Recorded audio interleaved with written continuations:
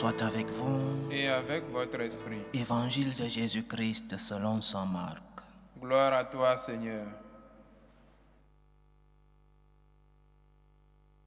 En ce temps-là, aussitôt sorti de la synagogue de Capharnaüm, Jésus et ses disciples allèrent avec Jacques et Jean dans la maison de Simon et d'André. Or, la belle-mère de Simon était au lit. Elle avait de la fièvre. Aussitôt on parla à Jésus de la malade.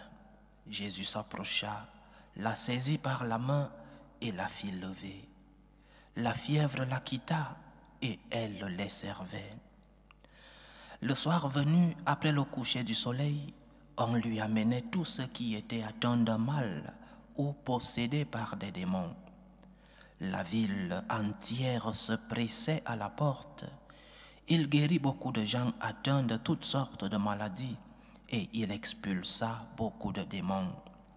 Il empêchait les démons de parler parce qu'ils savaient, eux, qui il était. Le lendemain, Jésus se leva bien avant l'aube. Il sortit et se rendit dans un endroit désert et là, il priait. Simon et ceux qui étaient avec lui partirent à sa recherche. Ils le trouvent et lui disent « Tout le monde te cherche ». Jésus leur dit « Allons ailleurs, dans les villages voisins, afin que là aussi je proclame l'évangile, car c'est pour cela que je suis sorti. » Et il parcourut toute la Galilée, proclamant l'évangile dans leur synagogue et expulsant les démons.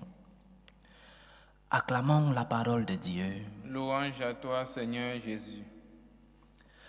La manière d'agir de Jésus ne correspond pas à la nôtre, c'est évident. Normalement, nous, lorsque nous faisons le bien, nous cherchons les applaudissements. Nous cherchons normalement qu'on nous récompense pour le bien que nous avons fait, surtout lorsque c'est bien est d'utilité publique, lorsque nous avons fait du bien pour beaucoup de gens.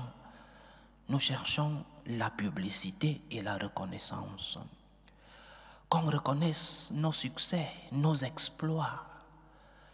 Et nous cherchons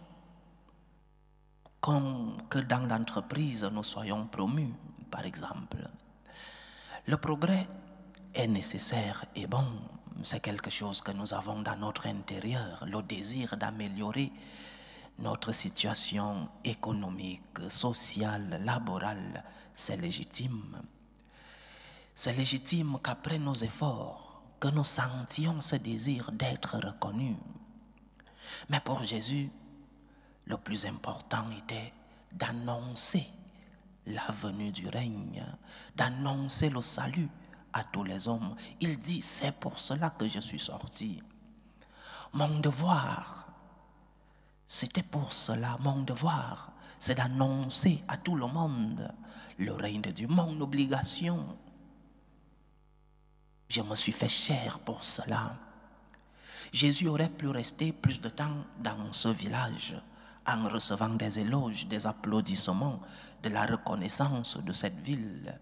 Tout le monde te cherche, lui dit Simon. Mais cependant, il s'en est allé. Jésus cherchait avant tout à porter le règne de Dieu dans le cœur des hommes. Et nous devons nous aussi apprendre à vivre dans cette dynamique de l'humilité. De faire les choses parce que c'est notre devoir, parce que c'est notre obligation. C'est pour cela que je suis sorti. C'est mon devoir, c'est mon obligation. Et je n'ai pas besoin d'applaudissements. Tout le monde me cherche pour m'applaudir. Ou alors pour recevoir plus de miracles. Oui. Mais je suis sorti pour autre chose. Mon obligation, c'est autre chose. Aller annoncer, aller donner cette espérance, cet amour de Dieu aux autres des villages voisins. Donc, lorsque nous avons fait le bien, lorsque nous avons accompli nos devoirs, lorsque nous avons accompli nos obligations, ne cherchons pas des applaudissements. C'est vrai que personne ne rejette un merci. Personne ne rejette une reconnaissance.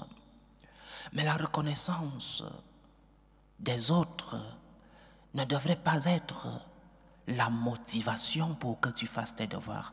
Imagine une mère ou un père, des parents, qui éduquent bien leurs enfants pour recevoir les applaudissements du voisin. Et si le voisin ne t'applaudit pas, tu vas cesser d'éduquer tes enfants. Imagine ça, c'est les publicistes qui le font. Chercher des applaudissements, chercher le pourcentage aujourd'hui, chercher le clic sur Internet. Il faut bien se vendre. Mais pour Jésus, dans la logique, dans la dynamique de notre Seigneur, le plus important, c'est de faire ton devoir. Le plus important, c'est de remplir tes obligations. Le plus important, c'est de faire ce que Dieu te demande. Et même si on ne reconnaît pas tes efforts, même si on ne t'applaudit pas, tu dois le faire. Ce qui te suffit, c'est de faire la volonté de Dieu. Ce qui remplit ton cœur, c'est de faire la volonté de ce Dieu qui t'a déjà aimé en premier. C'est de faire la volonté de ce Dieu qui t'accompagne dans ses efforts et qui te donne la récompense de la joie du cœur. Tu as accompli ce que le Seigneur voulait. Tu as fait ce que tu devais faire. À une occasion, Jésus dit à ses disciples, « Lorsque vous aurez fait tout ce que je vous ai ordonné, dites, nous sommes des serviteurs inutiles. Nous avons fait ce que nous devions faire. » Luc chapitre 17, versets 7 à 10. Parce que nous courons le risque de chercher l'applaudissement, la reconnaissance. Cela s'appelle de l'orgueil. Fais les choses, même lorsqu'on ne te voit pas. Fais le bien, même lorsque tu es seul, même lorsqu'il n'y a aucun regard fixé sur toi. Fais les choses, pas pour être vu, pas pour avoir un bénéfice, mais parce que c'est ton obligation, parce que c'est la volonté de Dieu. Et le problème de chercher les applaudissements, la reconnaissance, s'appelle l'orgueil. Lorsque tu fais les choses pour chercher la reconnaissance, l'orgueil de te sentir heureux, non pas parce que tu as fait ce que tu devais, mais parce qu'on t'a applaudi, parce qu'on a reconnu ce que tu as fait. Cet orgueil peut naître dans ton cœur. Et cet orgueil te conduira à te sentir supérieur aux autres. Cet orgueil te fera te conduire d'une manière où, s'il n'y a pas d'applaudissement, s'il n'y a pas de reconnaissance, tu ne fais pas tes obligations. Faisons les choses parce que ce sont nos obligations et non pas pour chercher les applaudissements. La reconnaissance, et de cette manière, nous rendrons gloire à notre Dieu. Lorsque tu as fait ce que tu devais faire, lorsque tu as accompli tes obligations avec amour, tu rends gloire à Dieu. Mais lorsque tu le fais pour être vu, lorsque tu le fais pour chercher des applaudissements, c'est un acte d'orgueil qui te conduit non pas à Dieu, mais qui te conduit à être une personne qui s'éloigne de Dieu et qui s'éloigne des hommes. Aimons. Et lorsque nous aurons aimé, disons tout simplement, nous avons fait ce que nous devions faire. Et un autre enseignement, la guérison de la belle-mère de Simon nous donne un enseignement de gratitude. Après une grâce, vient une action de grâce. Disons-nous les franciscains de Marie, après une grâce, vient une action de grâce.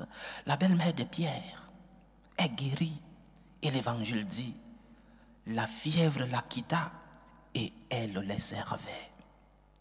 Quelle est ton action de grâce pour toutes les bénédictions que tu as reçues de Dieu? Quelle est ton action de grâce pour toutes les grâces que tu as reçues de notre Seigneur? La belle-mère de Pierre se leva et elle les servait. Quel est ton acte de gratitude envers Dieu? Quel est ton acte de reconnaissance envers tout ce que tu as reçu de ton Seigneur? Question importante dans notre relation avec Dieu. Je vais vers Dieu seulement pour demander, et lorsque je reçois, je lui tourne le dos, comme les 9 lépreux qui ont reçu la guérison. Ou alors, comme la belle-mère de Pierre, et comme ce lépreux, le 1/10, qui est rentré, dit merci à Jésus et qui a reçu une double guérison, non seulement la guérison physique, mais aussi la guérison spirituelle. Comment répondons-nous au Seigneur lorsqu'il nous a remplis de ses bienfaits? Quelle est la réponse que nous donnons à Dieu lorsque sa grâce, parce que sa grâce nous accompagne chaque jour et nous expérimentons son amour dans notre vie? Quelle est la réponse que nous donnons à Dieu? 2 enseignements donc dans l'évangile d'aujourd'hui. Le premier enseignement, fais les choses parce que tu veux aimer Dieu, pas pour chercher des applaudissements. Fais les choses parce que tu veux faire la volonté de Dieu, parce que tu veux accomplir tes obligations. Et après une grâce, vient une action de grâce. Que Dieu nous aide. Loué soit Jésus-Christ. À jamais.